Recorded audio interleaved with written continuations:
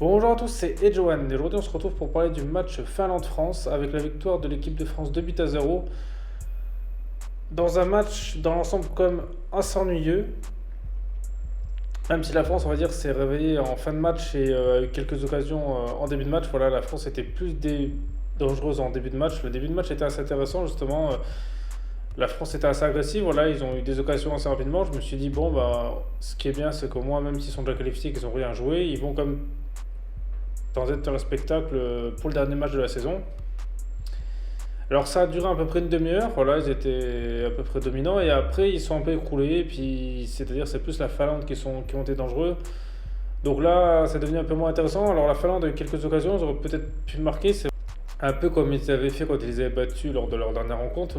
Mais là voilà, ils n'étaient pas vraiment inspirés et pourtant ils jouaient comme leur qualification, donc ça j'ai trouvé ça un peu dommage de leur part. Dans la mesure où eux, ils jouaient comme une place pour la Coupe du Monde, et ben, je pensais comme qu'ils allaient un peu plus se bouger parce qu'on a l'impression limite que c'était un match amical.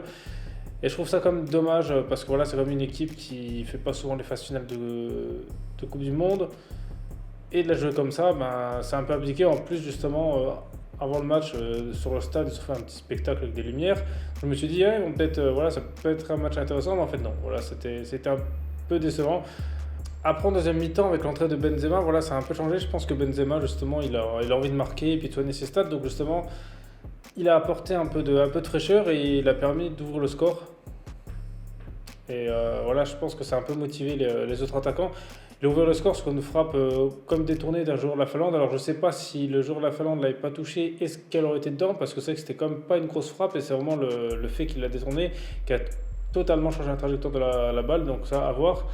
Et ensuite, le deuxième but, ça va être Mbappé. Alors, ça va être, donc c'est la spéciale Mbappé, c'est-à-dire qu'on lui passe le ballon, puis il y va tout seul. Il a vraiment surpassé il a vraiment surclassé en vitesse les défenseurs de la Finlande parce qu'il était comme parti pas en avance.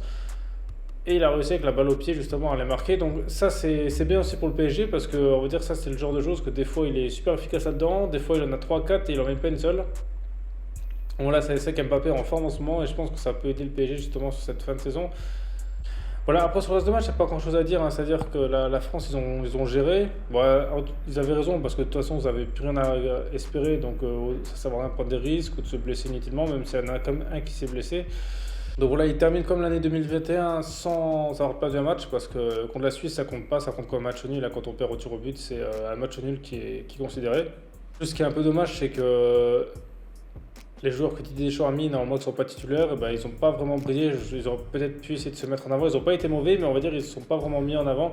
Ça aurait été bien, justement, d'avoir peut-être des joueurs qui peut-être se bougent un peu plus. Par exemple, Kingsley Coman n'a pas été étincelant. Pendant le dernier match, il a fait un bon match, mais là, c'était pas exceptionnel. Griezmann, moi, je l'ai trouvé un peu automatique. Il est même sorti parce que, voilà, à mon avis, il n'apportait pas grand-chose. Il n'y a que Mbappé qui jouait, même en première mi-temps. Bon, après, ils sont peut-être fatigués, hein, parce qu'avec la saison qu'ils ont eue, hein, c'est possible que justement les corps sont fatigués et qu'ils se préservent peut-être pour le championnat.